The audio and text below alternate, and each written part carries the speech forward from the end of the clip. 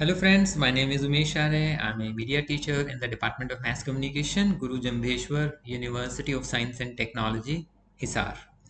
As you know that I have been sharing many data sets on our WhatsApp groups as a part of my social responsibility to encourage media research. So sometimes these data sets they are too heavy and multiple tasks can be performed out of these data sets. So this video is about how to use these data sets in a judicious manner, right? So I'm opening one data sets here, and this is on Indian and Israeli media and Middle East media coverage on Israel-Hamas war, right? So this is one file, and what is the volume of the total number of news items? It's 47,368, right? It's such a massive data. As you can see that it has the ID, which is a non-functional part. Actually, it is not used that much. Then index date, language. Yeah, this is important. Media name, media URL. This is publish date, and this is the title of the news, right? This is the headline, and finally this is the URL, right? Okay, so it is about the Israel and Hamas war. But since the data is very large, it has so many news items, so you can create so many small sub data sets out of this, right? And how to do that? Okay, so what you need to do is that you must select all the titles, that means the headlines, and paste them in a separate text file and open the text file in AntConc. This is a software, and you can open the file from here, and then you can run this option like word and then start. So all the different words used in the headlines, they will come in their frequency. For example, the total frequency is 2,67,426 words, right? And it is telling me that Israel word is used how many times? 8175 times, right? And like this, these are the different words with their frequencies, huh? So it means that we can create sub data sets on the media coverage of Gaza, right? One data set, another data set on media coverage of Hamas. Then Netanyahu, like what Netanyahu said during this media coverage.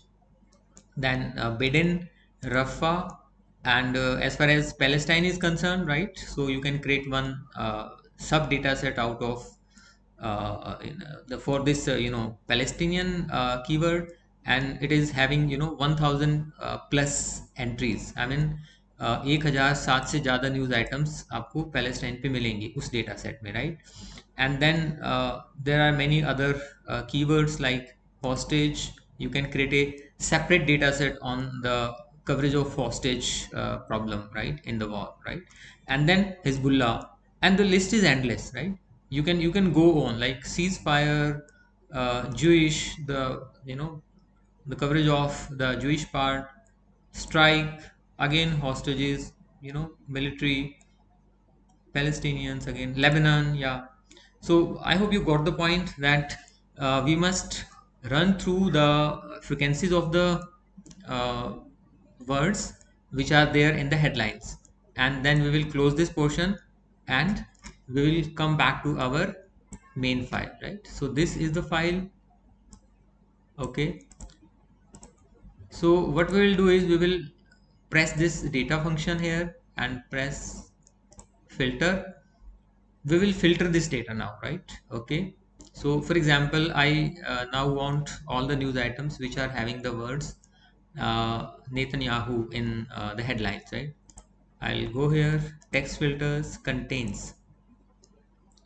So I will enter Netanyahu, right? Okay, and then see all those news items which are having the word Netanyahu in the title of the news, they are filtered now, right? So what you can do is you can